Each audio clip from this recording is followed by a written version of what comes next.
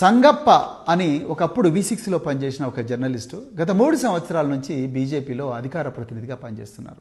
ఈ సంగప్ప గారు ఏప్రిల్ నెలలో 22 నుంచి 20వ తారీఖు మధ్యలో ఈ సంవత్సరం ఈ బాధిత కుటుంబం దగ్గరికి వెళ్ళి వాళ్ళందరితో మాట్లాడి వాళ్ళందరినీ తీసుకొని హైదరాబాద్లో జూబ్లీ హిల్స్లో నివాసం ఉంటున్న బండి సంజయ్ గారి ఇంటికి వీళ్ళను తీసుకుపోయినరు. ఆ అమ్మాయి తన బాధంతా వెళ్ళబుచ్చుకున్నది. ఇగో మీ కొడుకు నన్ను ఇడివంగా చేసిండు, ఇగో వీడియోలు ఇట్లున్నాయి, చాటింగ్లు ఇవి ఉన్నాయి, అవన్నీ ఉంటే బండి సంజయ్ గారు చెప్పింది ఏందా అంటే ఆ అమ్మ నాకు చెప్పిందండి. బండి సంజయ్ గారు చెప్పింది ఏంటంటే, మీరు మీ బిడ్డ ఎంతమందితో తిరిగిందో ఏందో నాకు తెలియదు, నేను మాత్రం దీనికి ఒప్పుకునే సవాలే లేదు. ఇంకోటి కూడా మీకు ముచ్చట చెప్పాలనుకుంటున్నా, నేను మా బీజేపీ పార్టీ నన్ను బీజేపీ రాష్ట్ర అధ్యక్షుడి పదవి నుంచి తీసేస్తే నా కోసం 8 మంది ఆత్మహత్య చేసుకున్నారు. ఇంకా నా సంగతి ఏందో మీకు అర్థమైంది కదా.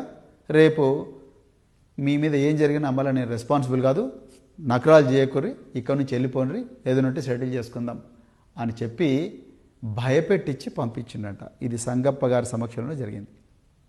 ఆ మహిళ చెప్పింది నాకు.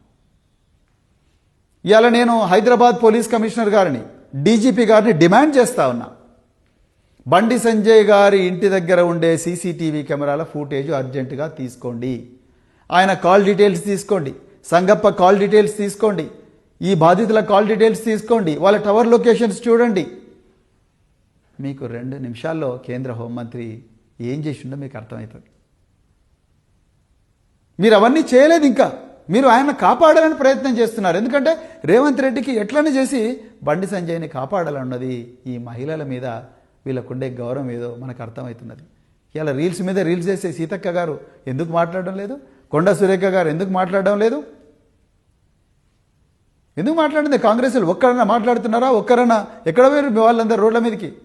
ఎందుకు రాలేదు? ఎందుకు రావడం లేదు రోడ్ల మీదకి?